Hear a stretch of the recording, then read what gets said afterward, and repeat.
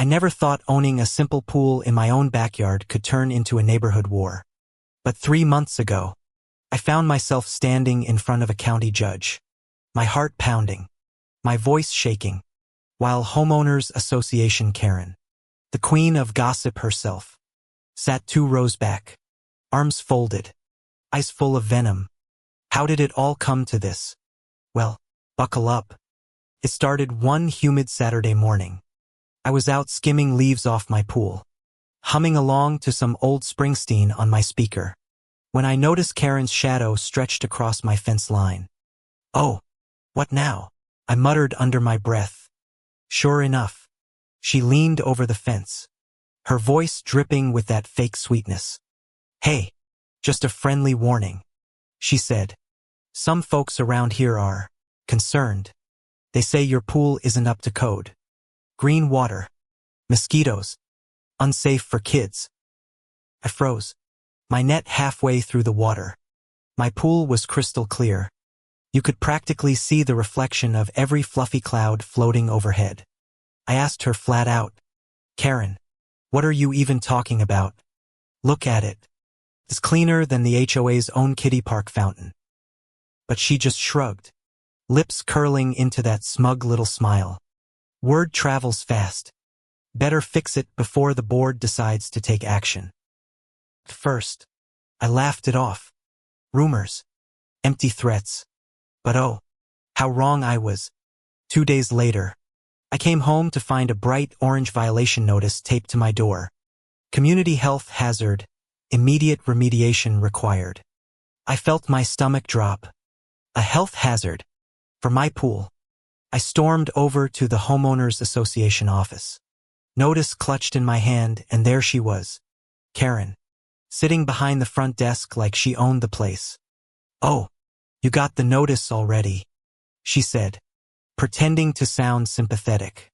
"Don't take it personally. The board just wants what's best for the community." That's when it hit me like a sucker punch. She wasn't just spreading rumors. She was orchestrating the whole thing. The next few weeks were a nightmare. Neighbors who used to wave stopped making eye contact. Parents yanked their kids away when they rode past my house. Someone even tossed a dead raccoon into my yard with a note, "Keep your disease to yourself." My chest tightened every time I saw it. One night, I sat by the pool alone, staring at the water's soft glow under the backyard lights. I thought, how did I become the villain here? My pool wasn't just for me.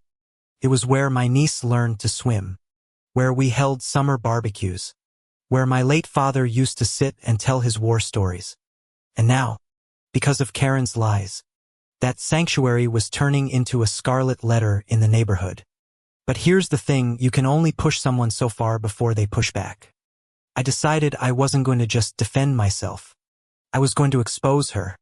First, I hired a certified pool inspector. He ran every test in the book. Chlorine levels, pH balance, even mosquito larvae checks. Everything came back spotless. He even laughed and said, "This is one of the cleanest pools I've inspected all year." Armed with that report, I marched into the next Homeowners Association meeting. The room was packed, Karen sitting at the head like a smug queen. I dropped the report on the table so hard it echoed. "Read it," I demanded. Karen smirked. "Oh, anyone can buy a report. Doesn't prove anything." That's when I pulled out my phone. See, what Karen didn't know was that I'd installed security cameras around my yard weeks earlier. I hit play on the screen and the room gasped. There she was, on camera, dumping a bag of leaves and garbage into my pool in the dead of night. I swear, you could hear a pin drop. Her face went pale. Her jaw clenched, and for once, she was speechless. I thought that was it, the victory I needed. But Karen wasn't done. "Oh, please," she snapped, recovering fast. "That video could be fake. Edited. Everyone knows technology can make anything look real these days." She even waved her hand like I was some kid making up stories. The board, spineless as ever, nodded along. And just like that, they dismissed my evidence.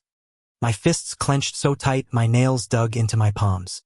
That night, couldn't sleep. I paced the house, replaying every sneer, every smug word Karen had ever thrown my way. And then, like lightning, it hit me. If the board wouldn't listen, maybe the law would. I filed a defamation lawsuit. My lawyer, a sharp woman named Marissa who didn't take crap from anyone, looked at the evidence and said, "We've got her. She went too far." The trial was brutal. Karen strutted into court like she was untouchable, her lawyer spouting nonsense about community safety and freedom of speech. But when the judge watched that video, frame by frame, something shifted. He leaned forward, his brow furrowed, and asked Karen directly, "Is this you, Mrs. Hallstrom?" She stammered, I don't recall." "Answer the question." The judge pressed. Her face turned red, beads of sweat forming at her temple. "It might be." Boom. That was it. When the gavel finally came down, could have cried. Karen was ordered to pay $40,000 in damages and, get this, a public apology at the next homeowners association meeting. And let me tell you, that meeting was something I'll never forget. She stood there, her voice trembling, reading off a paper while the whole neighborhood watched. "I apologize for spreading false rumors about my neighbor's pool, and for actions that misrepresented the safety of his property." The same parents who once pulled their kids away. They clapped. A few even came over afterward, shaking my hand, muttering things like, "We should have known better." But the twist came later. Turns out, while Karen was busy scheming against me, she hadn't been paying her own homeowners association dues for months. The treasurer dug into the records, probably emboldened after seeing her humiliated and exposed that she owed nearly $5,000. She tried to spin it, of course, but the board finally had enough. They voted her off right there on the spot. Walking out of that meeting, the air felt different, lighter, like the whole street had been holding its breath and finally exhaled. I glanced at my pool later that night, the water shimmering under the lights, and whispered, "We won." But here's the part that still makes me shake my head. Karen didn't just lose money or her position. She lost her power. And once a Karen loses power, well, she's just another neighbor with a grudge and no one left to listen. Thank you for sticking through this wild ride with me. If you enjoyed it, make sure to hit that subscribe button so you don't miss the next unbelievable homeowners association drama. They called the cops on my paramedic friend just because he was black and wearing a hoodie. They said he looked like a threat while helping me with a medical device in my garage.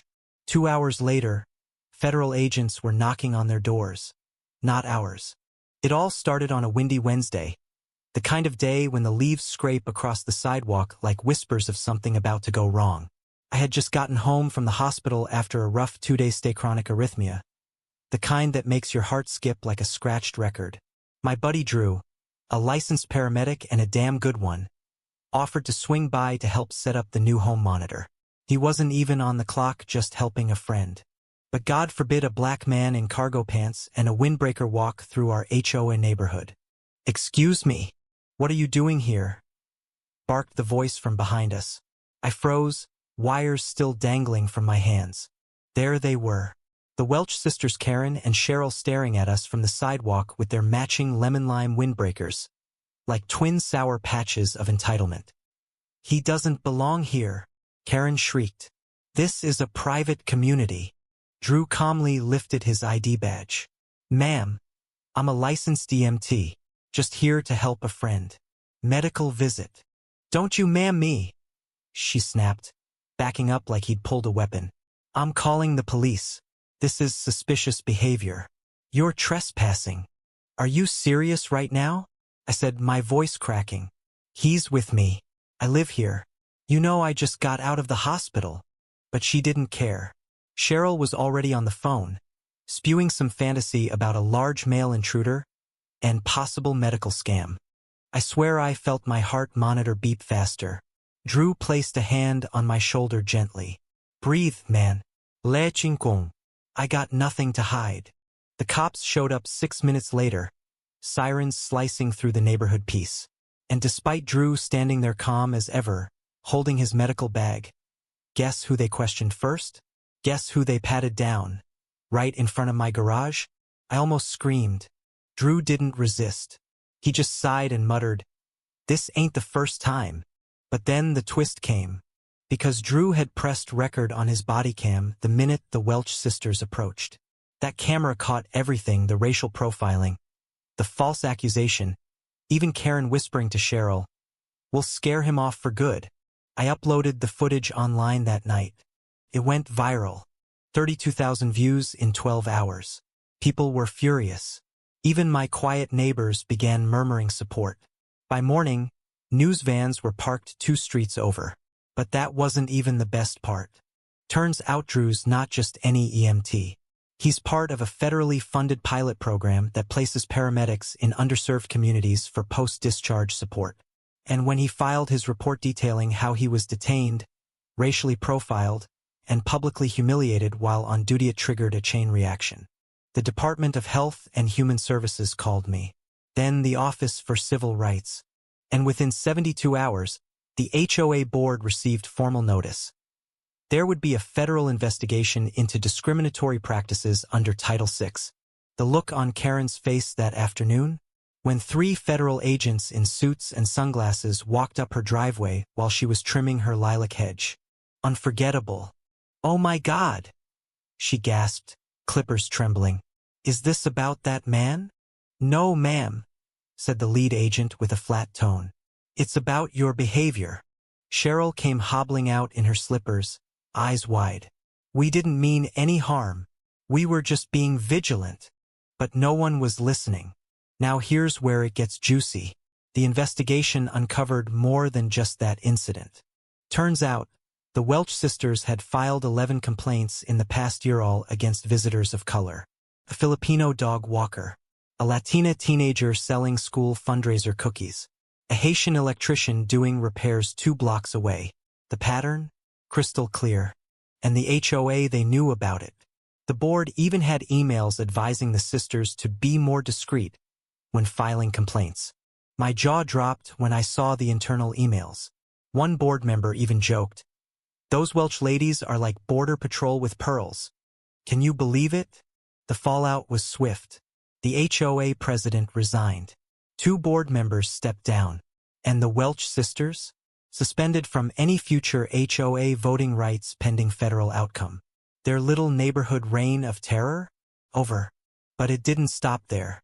Because Drew's lawyer, he hired one. He's now pursuing a civil suit against the HOA and the sisters for defamation and emotional distress. "I didn't want to," Drew told me, eyes heavy. "But if they can call the cops on me for helping someone, what happens next time? I gotta make noise." I couldn't stop shaking when he said that. Because he was right. And deep down I think even Karen knew it. I saw her weeks later, sneaking out to her mailbox in sunglasses like a washed-up celebrity. She wouldn't look at me, not even a wave. Just a tight clutch on her robe and a shuffle back inside. Funny, right? For someone who loved to speak up, she sure got quiet. But here's what really stuck with me. I found out from a neighbor that Karen's daughter, the one in college, wants to be a nurse. And she was furious when she heard what her mom had done. She said she doesn't even want to come home anymore. The neighbor whispered. Said she's ashamed. Karma. Man, it moves quietly but it hits hard. And now there's a new rule being proposed in our HOA charter: mandatory anti-bias training for all board members and committee heads. Public vote pending. Because it's not just about Drew or me. It's about every visitor, every neighbor, every person who doesn't fit the Welch sisters' mold finally being seen. Being safe. You know what? Maybe something good can grow after a storm. Even here. Weeks turned into months. The lawsuit didn't go away, it grew. Drew's attorney added claims. Violation of civil rights under color of law, defamation, and obstruction of medical care. The HOA scrambled to settle, but Drew refused. No, he told them. You don't just get to erase this with a check. Then came the neighborhood meeting. Packed, standing room only. People who'd never shown up to HOA functions were suddenly front row, arms crossed, eyes locked on the board. Karen was their too-tight blazer, jaw clenched, flanked by her sister. Cheryl tried to smile. Karen didn't even bother. When the moderator asked if anyone wanted to speak, I stood. I was the one being helped, I said, and I watched two women lie, humiliate a professional, and almost get someone arrested for being black and helpful. Gasps. A few quiet claps. Karen opened her mouth, but the moderator cut in. Let's allow him to finish. I continued. You didn't just call the police, you called in a culture of fear. That lawsuit is not just for Drew. It's for everyone who's been told they don't belong. Karen finally snapped. You're blowing this out of proportion. We were just looking out for our neighborhood. No, ma'am, I said, echoing the federal agent's voice that still rang sweet in my ears. You were looking out for your comfort, at the cost of someone else's safety. Silence. The vote passed 92% in favor of the new anti-discrimination amendments. The board was overhauled. The Welch sisters were barred from HOA meetings for 18 months, and by court order, required to attend racial bias and community accountability training or face escalation in Drew's lawsuit. But the best part? Drew was offered a regional spokesperson role with the paramedic initiative. He's using his story to push for change on a national level now. Karen? Her daughter moved in with an aunt in Oregon. And her house? For sale. As for me, I am healing. Not just my heart, but my faith in what happens when people finally stand up. Because justice? Sometimes it takes a lawsuit. Sometimes it takes a camera. But always it starts with someone refusing to stay quiet. If you believe in stories like this, and want to see more real-life clapbacks, karmic twists, and justice served, don't forget to subscribe to my YouTube channel where HOA Karens meet their match, one lawsuit at a time. I never thought living in a quiet suburb would turn into a full-on nightmare. But here I was, standing outside my own garage, mouth hanging open in disbelief as Karen, yes. That Karen from the HOA stormed off, leaving my garage door wide open and my life upside down. She thinks my garage is some kind of illegal lab? Seriously? I gasped, hands trembling, heart pounding like a drum in my chest. How did it even get this bad? It all started with a little misunderstanding, or so I thought. I mean, who wouldn't want a tidy, well-organized garage, right? But apparently, Karen saw my neatly stacked shelves of gardening supplies, some paint cans, and my DIY woodworking tools, and immediately jumped to conclusions. This is dangerous. It's a hazard, a chemical lab, she declared in that shrill voice that makes you want to cover your ears. I tried to explain calmly. God knows I tried, but Karen was already dialed into full Karen mode. No reasoning, no listening. Just the usual self-righteous tirade about neighborhood safety and protecting our property values. And then, in a move that felt like a bad episode of a reality show, she marched straight into my garage, threw open the shelves, and started tossing things out like she was conducting a raid. I watched helplessly as years of careful organization, tools I'd collected since I was a kid, and my late grandfather's old toolbox were dumped onto the driveway. Paint spilled on the concrete with a sickening splat bright red, just like my blood pressure skyrocketing. Karen, stop. You don't have the right, I shouted, but she just shot me a glare that could freeze hell over. Neighbors gathered, whispering, pointing fingers, but no one dared to intervene.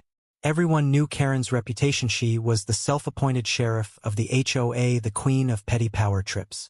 And she had, just as I was about to lose it completely, screaming out my frustration, the unmistakable wail of a fire truck cut through the summer air. What? Why was the fire department here? I blinked, then looked back at the chaos. Turns out, Karen had called them herself, claiming she smelled toxic. The firemen jumped out, helmets gleaming, hoses ready. One of them flashed a look of mild confusion, then glanced at the splattered paint and the disheveled mess. Sir, are you conducting any hazardous chemical activities here? He asked, voice professional but clearly skeptical. No way. Just woodworking and some home projects. I stammered, feeling the weight of every eye on me. Karen, on the other hand, looked positively smug, until she suddenly swayed and, before anyone could catch her, she collapsed to the ground with a loud thud. "Oh my God!" someone shouted. The fireman rushed to her side, checking her pulse. She was pale as a ghost, lips trembling. The irony wasn't lost on me, Karen, who made a fuss about safety and order, now lying unconscious because she couldn't handle the pressure of her own overreach. They called an ambulance, and Karen was carted off with neighbors buzzing, some quietly snickering. I couldn't help but let out a shaky laugh, the tension finally breaking like a dam. "Well, that's one way to cool off," I muttered under my breath. But this wasn't the end of the story, not by a long shot. In the days that followed, the HOA held an emergency meeting. Guess who was not there? Yep, our fearless Karen, probably still nursing her bruised ego and some embarrassing headaches. Instead, I stood up in front of the group, holding my grandfather's battered toolbox like a trophy.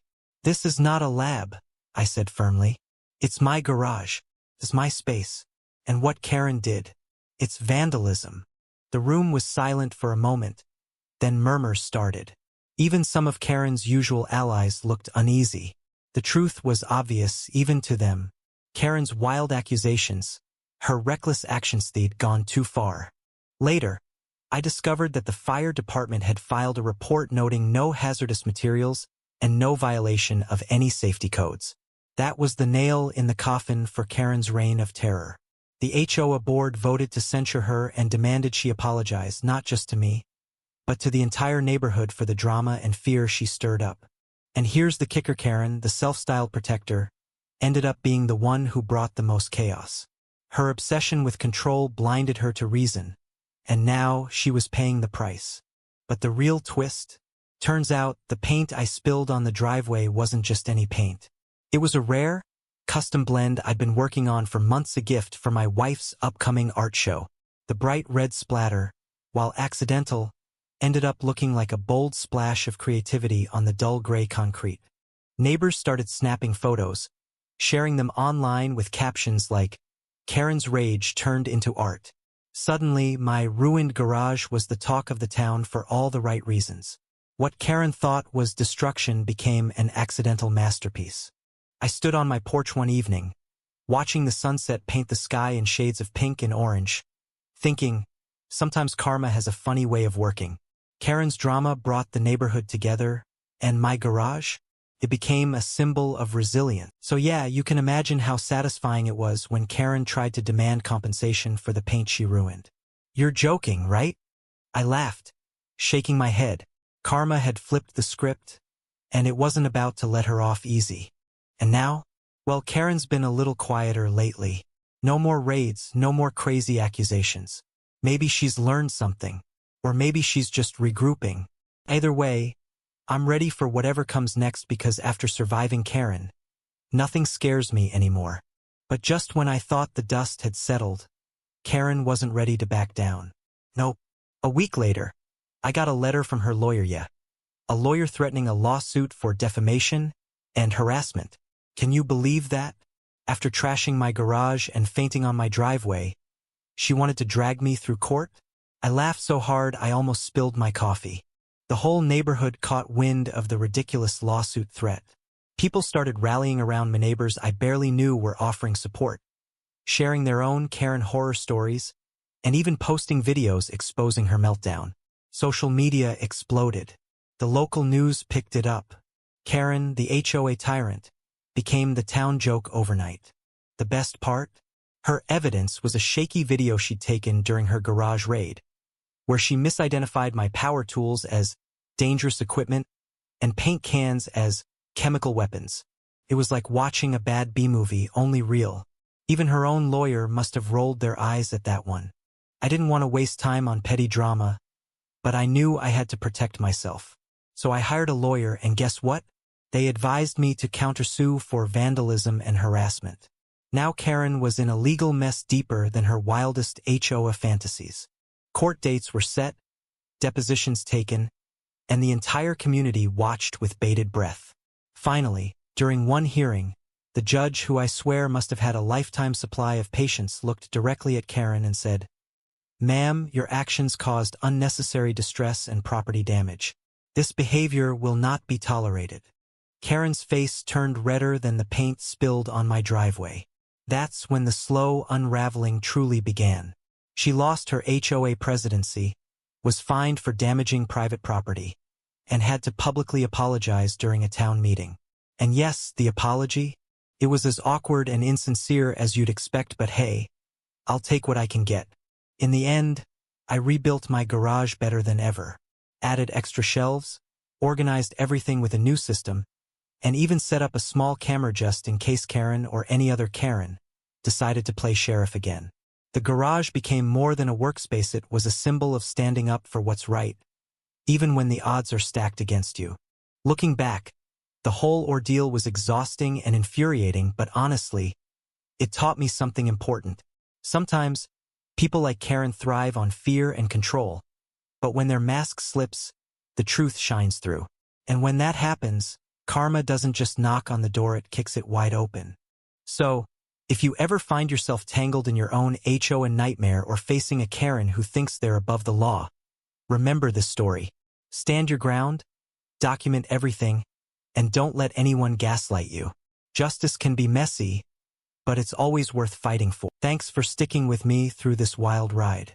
If you want to hear more crazy HOA stories, neighborhood drama, and lessons learned the hard way, hit that subscribe button on my YouTube channel.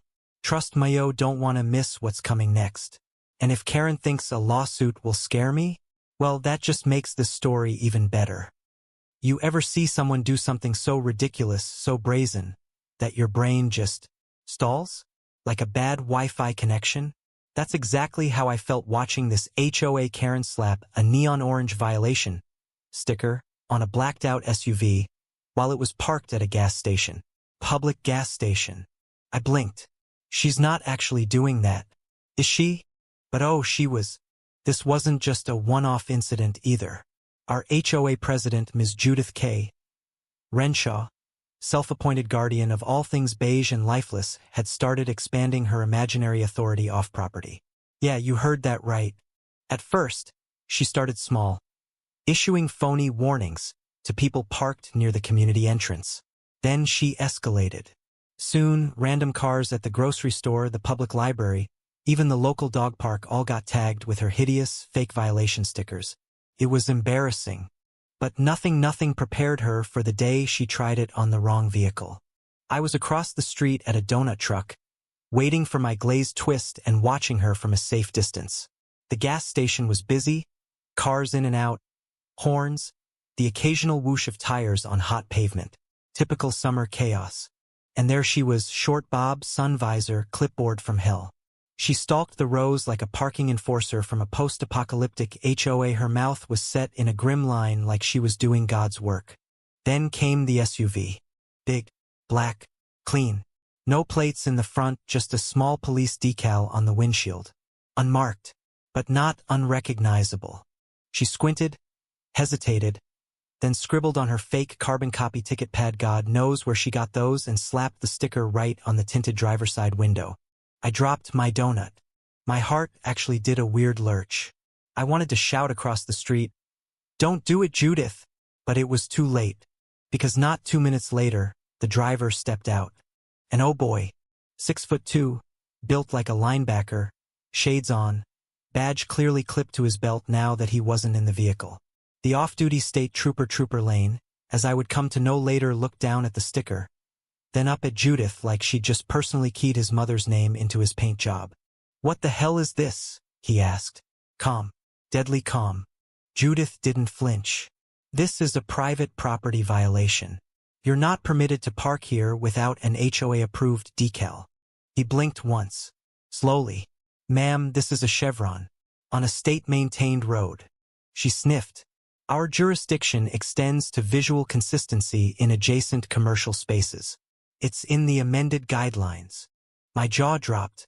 Was she quoting fake bylaws now? She was. She really was. Trooper Lane's lip twitched, not with amusement.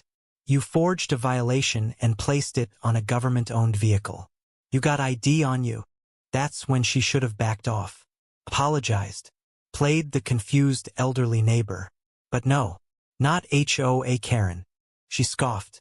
I'm not required to show anything. You're off duty. You can't arrest me. Now that was a mistake. Because even off duty, a state trooper is still a state trooper, and obstruction, forgery, and impersonating a municipal authority. Yeah, those don't go over well. He slowly reached into his back pocket, pulled out his phone, and started recording. Calm voice, steady hand. Ma'am, for the record, you are placing unauthorized citations on private vehicles, including my department-issued SUV. This is being documented. Judith flinched at the word documented. Her visor trembled. I'm simply enforcing community standards. On state property? He cut in. She started to argue again, but this time, a voice interrupted from behind me. Is that the sticker lady? Someone muttered. Turns out, I wasn't the only one watching. A crowd had begun to gather. At least 5 people stepped closer, phones raised. She tagged my car last week outside the daycare, someone said. Mine too. At Walgreens, another added. The trooper looked around, suddenly realizing this wasn't a fluke. This was a pattern. All right, he said, walking toward her slowly. We're gonna have a little talk down at the precinct. What? She barked. This is harassment. I'll have you sued for slander. He pulled out his radio. Dispatch, this is Lane. Need a unit at Ridgeview Chevron. Possible 148. A. Forgery and impersonation of public authority. Judith backed up like he'd pulled a flamethrower. I'm calling my lawyer. This is fraudulent. You're the one committing abuse of power. Now that word fraudulent, it bounced around the air like irony echoing off brick walls. Because just 3 months earlier, she'd been caught forging a resident vote to extend her HOA term another year. She literally scribbled over signatures on a ballot sheet with glitter pen. I'm not even joking. People knew. But she buried it under paperwork and threats. That day at the gas station, she couldn't bury this. The cruiser pulled in fast. Lights off, but the energy was tense.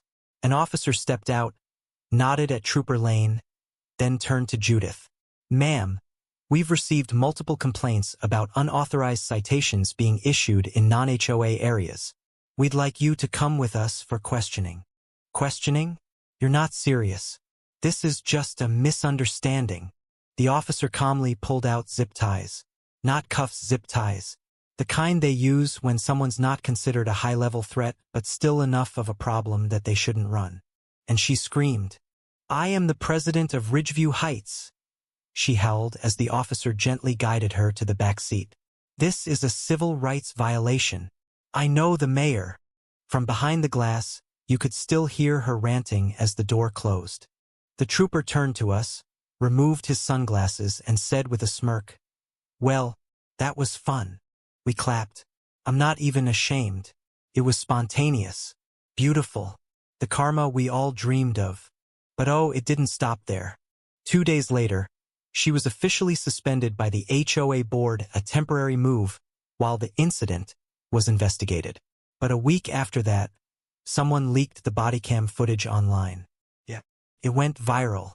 Not just for the arrest, but because Trooper Lane, a total deadpan hero, narrated the entire clip like a documentary. This particular HOA predator, he said, as the video showed her slapping stickers on windshields, appears to have confused municipal property with her personal kingdom. The line became a meme. I bought the t-shirt. And then came the lawsuit.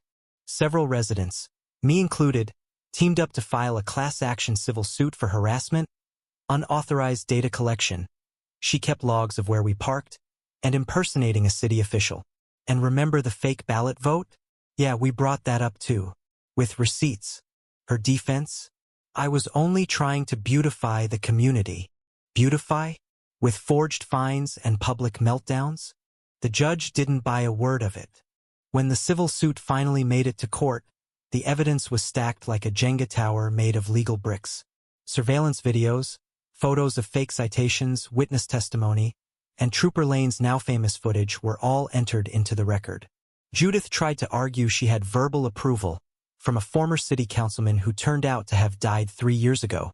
I wish I were kidding. By week 2 of the trial, even her lawyer looked like he was rethinking his career choices. The ruling? Brutal.